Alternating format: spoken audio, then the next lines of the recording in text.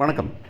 இந்த வாரம் நம்ம மகாநதி சீரியலில் என்ன நடக்கலாம் அப்படின்னு ஒரு ப்ரொமோ வந்திருக்கு. இந்த ப்ரொமோ நான் நேத்தையே சொல்லியிருந்தேன் நான். இந்த அம்மா அந்த பொண்ணு வந்து பெரிய கதையை கிளப்போகுது அப்படின்னு. இப்படி ஒரு பொண்ணை நம்ம பார்க்க முடியுமா? ராக்காச்சி அப்படின்னு சொல்கிற மாதிரி தான் இருக்குது கங்காவை. எப்படி ஒரு கேரக்டரை உடச்சி தவிர்த்திருக்காங்க அப்படிங்கிறது தான். எல்லாம் முடிக்கிறாங்க, மேக்கப் பண்ணுறாங்க. மேக்கப் பண்ணி என்னடி உங்கள் மாமா வரலையா, உங்கள் மாமா வரலையா அப்படின்ட்டு. முதல்ல மாமா மேலே ஒரு நம்பிக்கை வேண்டாமா? மாமா வந்துட்டு இந்த மாதிரி நேரத்தில் வெட்டியாக ஊர் சுத்த போகிறாரா அவர், அப்படி ஆள் அவர் அப்படிங்கிறது அந்த நம்பிக்கை கூட இல்லாத வாழ்க்கை என்ன வாழ்க்கை இதெல்லாம் கர்மம்.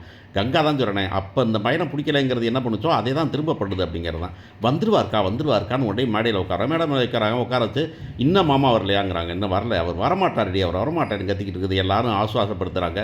யாருக்குமே ஒன்றுமே தெரியாதாமா, புரியாதாமா, யாராவது சொல்ல மாட்டாங்களா இவங்க அப்படிங்கிறது தான். கடைசியாக வராரு, அவர் வராரு, வந்து உட்காராரு, உட்காந்து மாலையை போகிறாரு. மாலையை போனால் மாலையை பிடுங்கி எரியுது. வளைகாப்பில் ஒரு ப்ரெக்னென்ட் லேடி மாலையை பிடிச்சி தூக்கி எரியுது. என்னன்னு கேட்டால் இது தான் முக்கியமா? எது முக்கியம்? நான் ஒரு குழந்தை இந்த ஆளாக நம்பி ஒரு குழந்தைய பெற்றுக்க போகிறேன் பாரு அப்படின்னு சத்தம் போடுது. அந்த ஆள் அப்படியே உட்காந்தி மடங்கி ஒரு நகையை காமிக்கிறான். இப்போவும் நமக்கு தோணுது, எப்படி பார்த்தாலும் ஒரு 10 பவுன்னா 10 லட்ச ரூபாய்க்கு மேலே இருக்கும். பாவம், ஒரு வாரத்தில் வந்து டெய்லர் வேலை 10 லட்ச ரூபா அவர் சம்பாதிச்சிடுவார்னாக்க சூப்பராக தம்பி அப்படின்னு தோணுது. நைட்டு பூரா தச்சு நடிகை காலையில் கடையை தந்து வாங்கிட்டு வந்தாருன்னு இந்த லாஜிக்கை பற்றி நம்ம பார்க்க வேண்டியதில்லை வைங்க. இப்போ என்ன நடக்க போகுது அப்படின்னாக்கா, துபாய் கிளம்ப போகிற நம்பர் இதுக்கு மேலே முடியாது. இனிமேல் நான் வந்து கூட நடத்த முடியாது, இவரோட இருக்க முடியாது, ஆனால் பணம் வேணும் அப்படின்னாக்கா கிளம்புறேன் துபாய்க்கு அப்படின்னு போகிறாரு அப்படின்னு தான்.